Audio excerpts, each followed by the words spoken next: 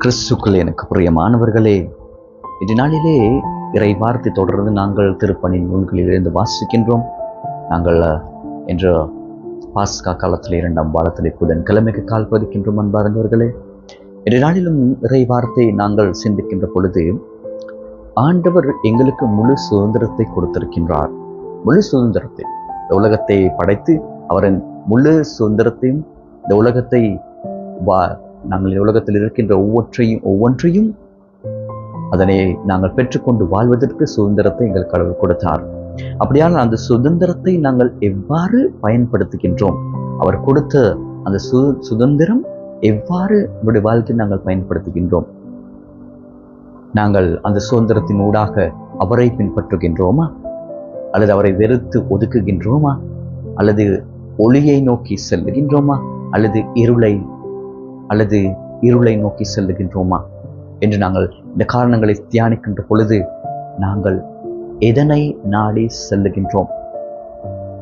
ஏன் எங்களால் இந்த சுதந்திரத்தை சரியான முறையில் பயன்படுத்த முடியாமல் இருக்கின்றது?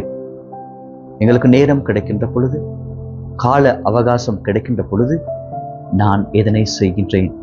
எவ்வாறான செயல்களில் நான் ஈடுபடுகின்றேன்? இறைவனுக்கு உகந்தவற்றை செய்கின்றேனா? இறைவனை வெறுத்து ஒதுக்குகின்றவற்றை செய்கின்றேனா?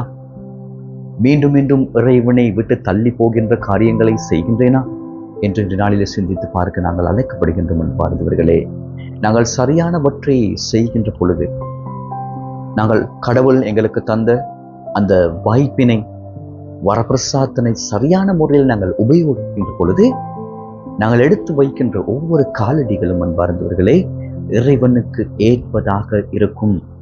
நாங்கள் எங்களை பற்றி யோசிக்காமல், நான் எவ்வாறான ஒரு நபர் என்று யோசிக்காமல், என்னுடைய வாழ்க்கையிலே காணப்படுகின்ற இருளை அகற்றாமல் மற்றவர்களுடைய வாழ்க்கையிலே காணப்படுகின்ற இருளை என்னால் அகற்ற முடியாது.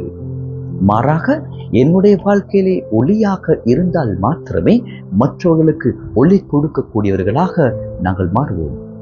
எனவேதான் அந்த சுதந்திரத்தை சரியான முறையில் நாங்கள் உபயோகிக்கின்ற பொழுது ஆண்டவர் உங்களை மென்னையும் ஆசீர்வதித்தவராகவும் ஒளியை எங்களுக்கு தந்தவராகவும் நாங்கள் இந்த உலகத்துக்கு உப்பாக மாறி வாழ்வதற்கு அவர் எங்களை ஆசீர்வதிக்கின்றார். எனவே அது வரப்பிரசாதங்களை வேண்டி